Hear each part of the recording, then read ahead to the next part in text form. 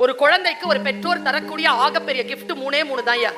Number 1, அம்மாவும் அப்பாவும் சேர்ந்தே இருப்பது. சேர்ந்து இருக்கிற மாதிரி ஒரு கிஃப்ட் குழந்தைக்கு வேற எதுவுமே நீங்க கொடுத்துட முடியாதுங்க. அந்த குழந்தையின் முன்னால் சண்டை போட்டு பிரிவதை காட்டிலும் அந்த குழந்தைக்கு நீங்கள் தருகின்ற தண்டனை வேற எதுவுமே கிடையாது. அம்மா அப்பாவும் சேர்ந்து இருங்க. இன்னொன்னு சொல்லட்டுமா? செகண்ட் கிஃப்ட், உங்களை பாதுகாப்பாக வைத்திருந்து உயிரோடு வைத்திருங்கள். உங்கள் குழந்தைக்கு நீங்கள் இருவரும் உயிரோடு இருப்பதை விட வேற அற்புதமான கிஃப்ட் வேற கிடையாது. எனக்கு அப்பா இல்லை, எனக்கு தெரியும் அப்பானா என்ன. நிறைய பேருக்கு அம்மா இருக்காது, நிறைய பேருக்கு அப்பா இருக்காது.